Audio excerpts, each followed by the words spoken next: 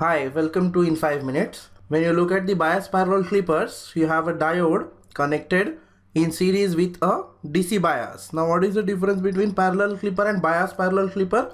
You will get output. In bias parallel clipper, you will get some part of the input at the output, then the output will remain constant.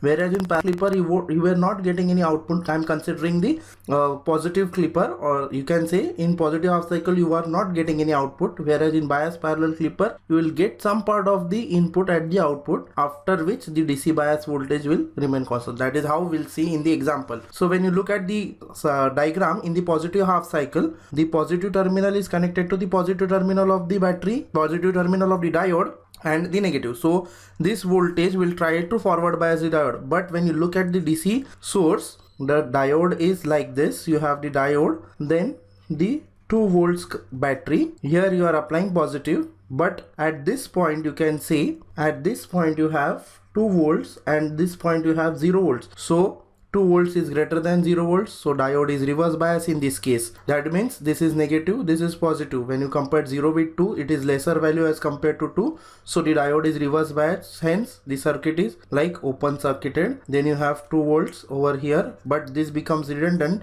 because no current flows through this. So the circuit for the positive half cycle will be positive, negative, you have plus minus Vi, till which point, until and unless this voltage is not greater than 2 volts. So till 2 volts your output voltage will be same as input voltage, that is VO will be equivalent to Vi. When you apply KVL, so it will be Vi minus VO is equal to 0, that will give you VO is equal to Vi. Till you are not overcoming the 2 volts. Initially it is 0 volts, then it will become 1 volt. Again 1 volt is less than 2 volts, the diode is reverse bias, again VO will be Vi. Then it will become 2 volt equal to, still the diode is not forward bias, it will be VO is equal to Vi. Now after 2 volts, that is 2.1, 2.002, if we are not considering the diode as ideal, from 2 volts onwards it will turn on. Otherwise it will turn, if the diode is not ideal, it will turn on after 2.7 volts. That is the basic difference. So after 2 volts the diode will be short circuited.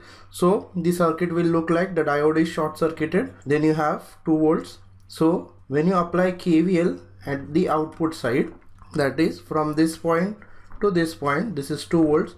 So equation will be VO minus 2 volts is equal to 0. So VO will be 2 volts for entire positive half cycle after your input is crossing 2 volts. So till 2 volts till 2 volts whatever is your input will come at the output. After 2 volts will remain fixed, because your output is remaining fixed in spite of the variation in Vi, because the diode is getting short circuited. So whatever is the voltage will appear across the output. So 2 volts it is remaining constant. This is how after 2 volts again your input will decrease. That means it will go to 3, 4 is maximum, again it will come to 3. When it is coming to 2, again the diode will be reverse bias. So whatever is your input you will get at the output. This is how you are getting this type of waveform in the positive half cycle. Now coming to the negative half cycle, what will you have in negative half cycle? You have the resistor, then negative half cycle, this voltage source is reverse biasing the diode, and again from input what you are doing, you are trying to reverse bias the diode. So you are trying to more reverse bias the diode. So what will happen in this case? In this case the diode will always remain open circuited, so you won't get 2 volt at the output. So what will happen? You are applying negative voltage to the positive terminal of the battery, whereas this 2 volt was also making it negative. So diode will be completely reverse biased. So your circuit will be like this for the negative half cycle. So whatever is your VO, whatever is your input voltage, that will be your Vi. That is, when you apply KVL over here, Vi minus VO will be 0. So your VO will always be Vi.